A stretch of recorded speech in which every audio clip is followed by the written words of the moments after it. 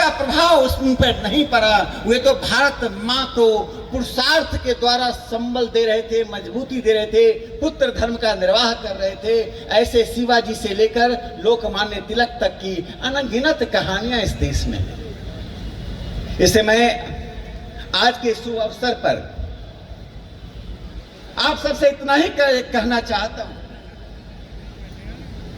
कि भारत की राष्ट्रीयता और भारत को एक विशाल साम्राज्य के रूप में स्थापित करने के लिए हमारे अपने मस्तिष्क को, अपने दिल को एक बड़ा करना पड़ेगा। यह देश विविधता का देश है। इस देश में हिंदू संस्कृति अनंत विविधताओं के साथ जीती है। उन विविधताओं को मन से अंगीकार करना, विविधताओं को और मजबूत करना, जिससे आने वाला कोई समाज और भारत में रहने वाले समाज को के मन पर, मस्तिष्क पर ऐसा प्रभाव पड़ना चाहिए। यही तर्क की, यही जीवन मूल्य की ताकत होती है कि परिवर्तन हो। दुनिया में कोई भी चीज नहीं है जो परिवर्तित नहीं हो सकती है। यह हिंदू आशावाद दुनिया की सबसे महत्वपूर्ण आशावाद है। इसीलिए जब पारसी भारत आए और जब वे पोर्ट पर एक जहाज पर थे, उन्होंने राजा को संदेश भेजा। सांजन पोर्ट पर थे गुजरात में कि हमें अपने यहां जगह दे दो। पर्सिया में पारसियों के साथ अत्याचार हो रहा था, तो राजा ने एक गिलास दूध भेज दिया कि हमारे यहां कोई जगह नहीं है। पारसियों ने उस दूध में चीनी मिलाकर भेज दिया कि हम आपके यहां दूध में चीनी की तरह मिल जाएंगे।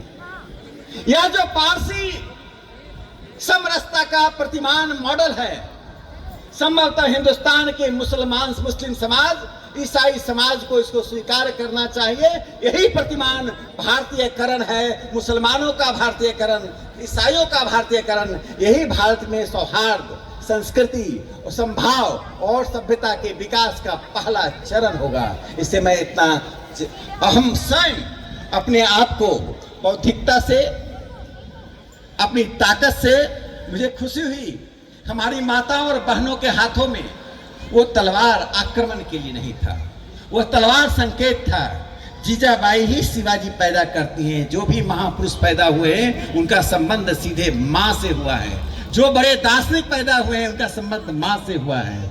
जो बड़े लेखक चिंतक पैदा हुए हैं उनका संबंध माँ से हुआ है। जब माताओं और बहनों में, हमारी बेटियों में ये भाव आता है इस समाज और राष्ट्र के लिए अपनी भौतिकता के जीवन में ऐसी दृष्टि विकसित करना कि भौतिकता हम पर हावी ना हो जाए, हम उस विरासत को वर्तमान के संदर्भ में जोड़कर एक ऐसा सभ्यताई राष्ट्र बनाए जो जिसकी दुनिया देख रही है। इसके लिए लगातार परिश्रम की जरूरत है। परिश्रम से ही परिणाम आता है। और ये सांस्कृतिक परिश्रम जो धारा राष्ट्रीय स्वयंसेवक संघ लेकर चल रहा है, इसी के साथ हम चलते रहें, चरे बेती के साथ हम उस लक्ष्य को प्राप्त करेंगे। इन्हीं शब्दों के साथ बहुत बहुत धन्यवाद।